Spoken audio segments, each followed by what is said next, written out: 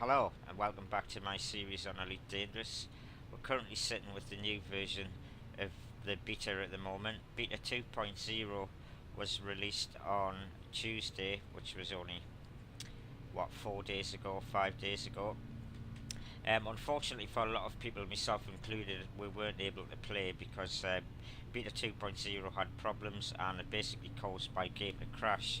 Now by Wednesday 2.01 was out, but unfortunately for myself and quite a few other people were still unable to play.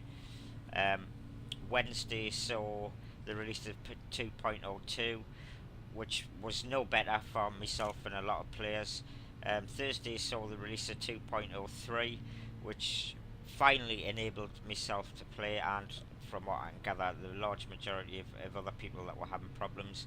And then finally on Friday we got 2.04. So as you can see in the bottom left corner, that's the version that we're currently sitting at. Now, I have to be honest and say that I haven't really had much time to play it over the last couple of days since the betas came out, because obviously A, I've had problems with the several versions that have been out, and B, I've been slightly distracted by other things while this was getting fixed. So I'm glad to say that finally I am able to run the game and get into the game, which is great. Frontier were pretty good in the way they stuck with it and showed dedication to get the patches out and get the hot fixes out and fix the problems and enable people to start playing again. So can't fault them for that, really, to be honest. You know, it is a beta, so these things are gonna happen and should be expected, really. So yeah, right. Well, what's new in beta 2.04? Well, there's quite a lot by the looks of it. Um, as you can see, the HUD looks slightly different. The colours look a lot better in my opinion. Stuff just seems to stand out a lot more. If I go into my side menus here in my side UI panels, you can see straight away that there's quite a change. The way stuff's laid out, it just looks a lot clearer, um, and it just looks better in my opinion. It looks much easier, much cleaner GUI, which is great. So, right, where do I start? Well, first of all, there was a complete wipe of character data, which is why you can see in my UI panel here, it's saying I've got a balance of 1,000 credits, so that's why I've lost me millions and millions of credits. But you know, that's fine. Yet again, it's a beta. This sort of stuff's going to happen, and there does need to be wipes. Otherwise, people that have just bought the game now, coming in with, you know, the very basic starter ship, if there wasn't wipes on the major patches, people like myself would have massive ships kitted out with huge guns and stuff, and it would just be unfair for the new people joining the game. So, you know, I can't blame them for a wipe. Not bothered about losing stuff at all. It's, as I say, it's to be expected. So okay, right. Well, another addition to this version, you can see under where it says balance that I've now got rank, which says harmless. Now this is basically the pilot ratings, which was staying true with the original Elite.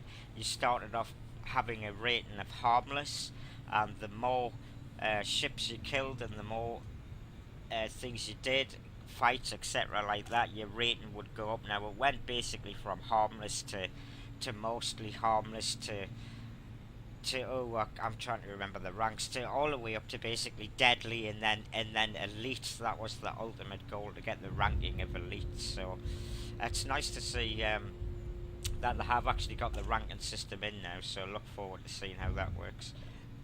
For some reason, even though this is a brand new save, because I did actually delete my save after I realised there had been a wipe anyway. It's just something I do. I delete my save just to make sure that it's starting from fresh.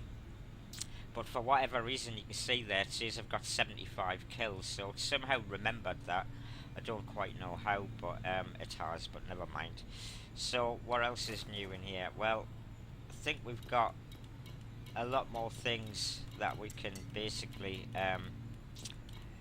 buy in the station menus. I'm just looking at other things like here. We do have, you can see here now, you've got pre-flight checks.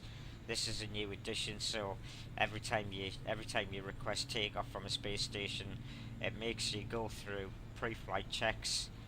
which I guess is quite realistic in a sense. It's probably quite nice.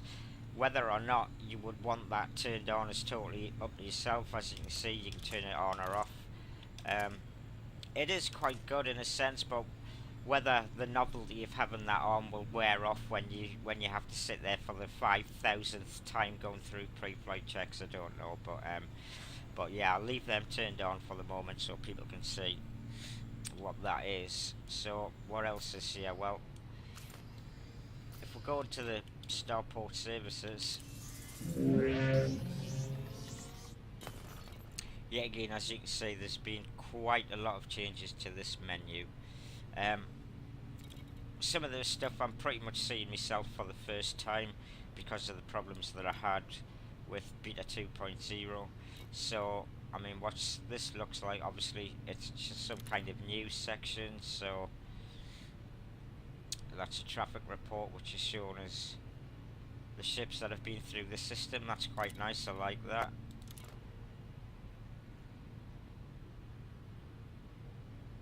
Cartography. Oh yeah, I remember hearing that you can buy information on systems now. So we'll have to try and find out what all that's about. I'm sure the exploration stuff's been put in. I'm not quite sure if mining is actually in the game yet. I don't think it is.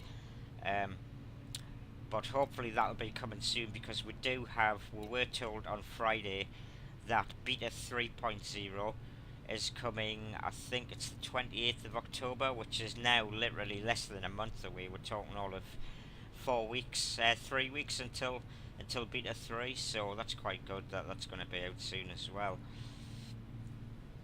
Okay, so what we've got here, well, you can see everything's pretty much the same in terms of the information.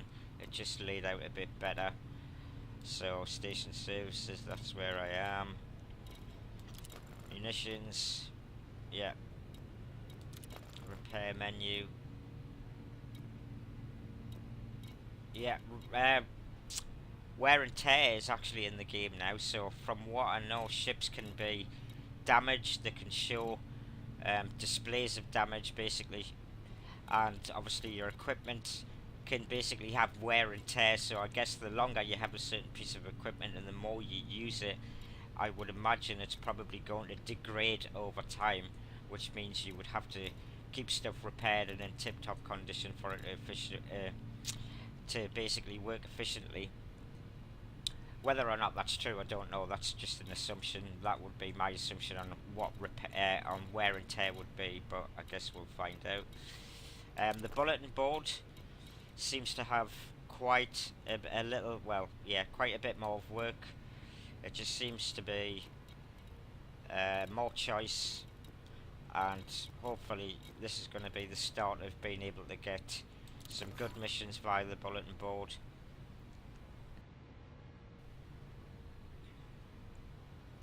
We can see here, this is what taking some grain to Azerbaijan. Oh no, taking it to Rannon then.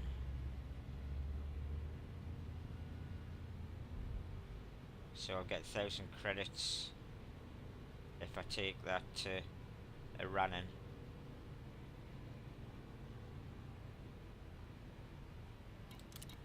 So yeah, they're obviously in, you know, there's obviously going to be quite a selection of missions at the bulletin boards, and I think these vary at every station that you go to now, so, you know, depending where you are would probably dictate what type of mission you'll see. I've also heard that the faction ratings are in on a basic form now, so basically from what I remember, there's 3 factions in Elite. There's I can't remember what all 3 of them are. One of them's Imperial, one of them's Federal. I can't remember what the other one is, but apparently we do have some form of basic faction rating in now, so I would imagine that would basically mean if I continue to do missions or whatever for a certain faction, that would obviously raise my status, my ranking with that faction. But if that particular faction doesn't like another faction, I would imagine it would lower my ranking for the faction that they don't like, because obviously I'm working for the enemy sort of thing. So that would just, you know, add a bit of excitement and hopefully get you into some good situations where you're being attacked by other faction ships or whatever. So yeah, this menu looks the same in terms of this would be where you pay any fines off on your criminal record status, and you can basically pay off fines and redeem bounty vouchers, which is basically when you kill another ship or a pirate or whatever, instead of instantly getting the credits awarded to you, which is how it used to work, they've decided to now award you bounty vouchers, and you don't get the money until you get back to a system and safely resume them vouchers. So yeah, that's the black market. That's still the same as well. So let's have a look at outfit. Right now, this looks like it's changed completely. So that's good. You get to see jump radiuses now on the ship currently, and totally unladen and laden. So I would imagine kitted out with guns, etc. So power use, that's good as well, how it shows you your power consumption. So yeah, I like the look of that. Livery, that's obviously where you can buy paint jobs. I'm not sure what that F is. The two ones, no idea what these look like ons are. But yeah, also in this version is a lot of new ship upgrades. So by the looks of it, it looks like you're going to be able to upgrade lots of your ship's equipment. So I would assume that would mean being able to upgrade your engines or your power plant, being able to upgrade your thrusters and your frameshift drive, which is, you know, your super cruise drive as it's widely known. Life support systems, power distributor, not really sure. Yeah, so I mean, it looks like you can upgrade a lot more stuff now, which is great, buying better, more powerful shields and things like that, which can only be a good thing, really. So yeah, obviously, I mean, I'm looking at this for the first time, so there's a lot of this I'm not quite understanding what these little icons mean, unless that's the weight or something. I've got no idea.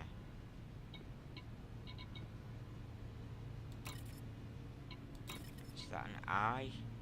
So F, well, I don't know, well, FIH. I've got no idea what they are. Basic discovery scanners. Wow, there looks like there's a lot of stuff to start learning and upgrading, which is great. Things to work towards. This is obviously also new as well, which I was telling you about, which is the cartographics. Now apparently, as you can see, you can buy data on systems. Now what the point of this is, I don't know. Does it, maybe it tells you about a certain system. I'm just going to buy one of these to see what it does. So I don't know, I mean, are these systems that other people have obtained the data by going and visiting them and scanning planets or whatever, and then coming back and selling the data so people can then buy it? But I'm going to buy one anyway and see what that does. So hermitage system, okay. So let's go to the galaxy map now, which there's also big changes in this. In this version, there is now, I believe, 570 planets that you can go to. So you can see from this, well, how can I describe it? It kind of looks like a headache tablet capsule kind of thing. So yeah, this capsule area, this, you know, elongated sphere, I guess, is the new playable area. So as you can see, there's an awful lot of stars in here to go and investigate and to go and fly and trade between. So we've went from about 50 odd systems in beta 1.0 to now 570 systems in beta 2.0. So I mean, that's a huge jump. That's a massive amount of systems for people to go off and explore, etc. So yeah, that's looking pretty good as well. You know, it's looking forward to flying around and seeing what is here now. Also new to this is a system map. So if we select a certain system, you can see that this comes up now, the system view.